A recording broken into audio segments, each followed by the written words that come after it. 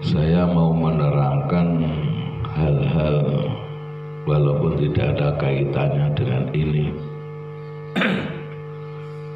Ini sangat penting sekali, yaitu bab wudhu dan mandi jinabah.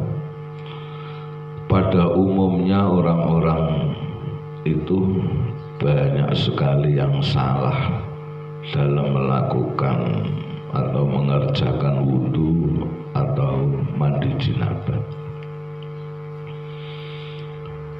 Bahwa air, rinciannya air itu banyak sekali, ada ma'ut tohir, muttohir, ada air yang suci mensucikan, ada ma'ut tohir wair muttohir, ada air yang suci tidak mensucikan.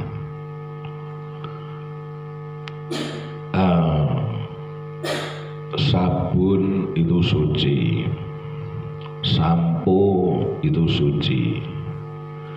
Maka ketika sabun atau sampo itu jatuh di air yang sedikit, yang banyak, misalnya jatuh di kolah, di jeding, kemudian air itu kok berubah, salah satu 3 di antaranya rubah warnanya, rubah baunya, rubah rasanya, salah satu di antaranya rubah, maka air itu suci tapi tidak bisa mensucikan.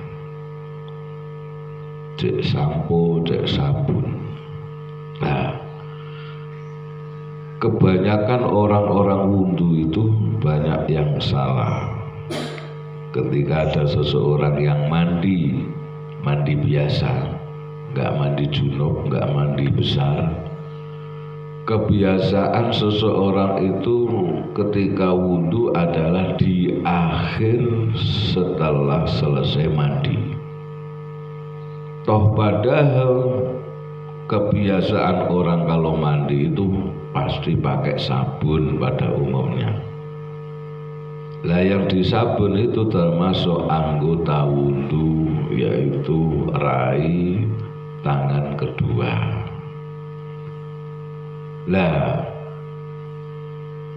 wudhunya karena di akhir setelah mandi, ketika mandi pakai sabun, lah berarti misalnya tangan ini nek disabun berarti wangi apa enggak?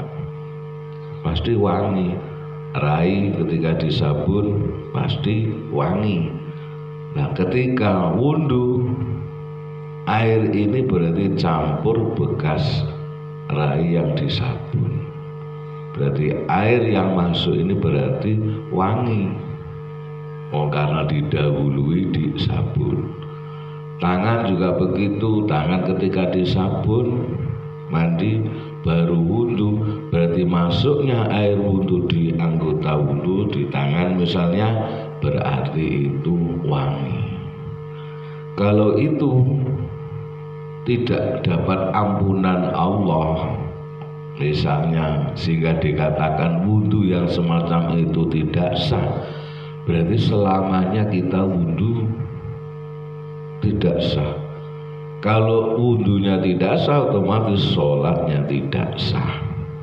Itu penting sekali. Maka saya sudah sejak dulu membiasakan ketika mandi biasa, ya setelah habis mandi wudhu, setelah selesai wudhu baru sabunan. Itu sejak dulu saya seperti itu. Karena harus ikhtiyat, harus hati-hati. Itu caranya. Lah karena sabunannya orang tersebut sudah mempunyai wudhu, ya jangan sampai batal. Artinya ketika sabunan ya hanya cukup pusar ke atas, sehingga kalau pusar ke atas kan nggak ada memegang kan enggak perkara yang membatalkan wudhu. Kalau memegang aurat berarti kan batal wudhunya. Maka sabunannya harus yang hati-hati. Itu yang bab wudhu. Sekarang kalau mandi hadas besar, mandi hadas besar. Kalau perempuan yang meliputi mandi selesainya haid, selesainya nifas. Jadi mandi besar pada umumnya, lebih-lebih seorang perempuan yang rambutnya banyak sekali. Kebiasaan orang mandi itu enggak memperhatikan mandinya apakah sudah rata semua, sudah kena air. Bisa juga ketika dia ngebyur itu rambutnya masih ada yang kering. Orang tidak memperhatikan apa sudah basah semua, apa belum, selesai apa urung, anggota badan keseluruhan sudah basah semua apa urung, dia pasti memakai sampo. Nah, kalau belum selesai sudah pakai sampo, ini nanti juga mengkhawatirkan dikatakan tidak sah karena masuknya air dalam tubuh mulai dari kepala itu bercampur dengan sampo. Nah, terus caranya bagaimana caranya supaya benar? Diperkirakan mandinya sudah selesai. Artinya seluruh anggota badan sudah basah semuanya. Nah, kalau sudah basah semuanya berarti mandinya sudah selesai. Nah, kalau sudah selesai itulah baru pakai sampo. Gitu.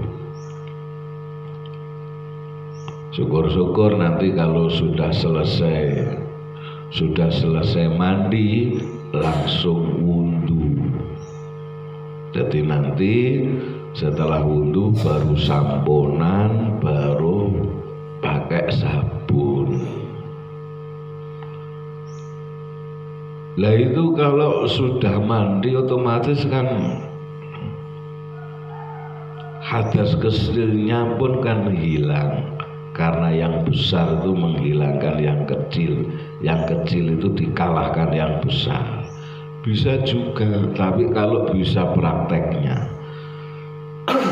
Misalnya ada seseorang yang mandi besar, setelah mandi besar tidak wudhu, boleh-boleh saja, tetapi selama menjalankan mandi tidak membatalkan wudhu. Nek aduse wae emek-emek nggone perkara sing batalake wudhu ya ora iso. Jadi syaratnya nek kepengin beradus gede ora wudhu ya aja sakjerone mandi, jangan sampai melakukan hal-hal yang membatalkan wudhu. Nah, daripada angel-angel, sulit-sulit, ya wis bar mandi ya wudhu saja daripada angel-angel. Itulah caranya, harus benar-benar dipraktekkan ketika wudhu, ketika mandi jenabah.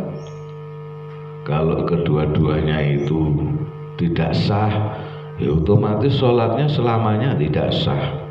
Wudhunya ora sah, otomatis sholatnya tidak sah. Mandi jinabahnya tidak sah, otomatis sholatnya juga tidak sah karena masih menanggung hadas besar. Padahal hadas besar itu nggak bisa dihilangkan dengan wudhu. Perkara gede ora iso diilangi perkara cilik. Juga perlu diperhatikan ketika mandi besar, Kalau ketika kamu buang air besar itu kan di bawah itu kan ada merah-merah itu. Kalau bahasa kasarnya adalah bol. Nah itu dihukumi luar. Berarti ada kaul yang mengatakan bahwa itu dihukumi luar. Kalau toh itu dihukumi luar, maka ketika mandi jenabat harus basah. Lah caranya supaya basah didenke alon-alon, nalikane karo ndodok didenke alon-alon ben sing abang-abang mau melok basah ketika mandi besar. Ini harus diperhatikan supaya wudhu kita, sholat kita menjadi sah. Jadi upaya syarak itu adalah menuntut ibadahnya sah, bukan menuntut diterima dan tidaknya. Nek urusan diterima dan tidaknya itu urusan Allah. Urusan kita adalah tentang syarak, mengatakan sah atau tidak. Ini masalah urusan sholat ditompo orane itu urusannya Allah. Faslun fi rafi sauti bil qiraati wallahu a'lam.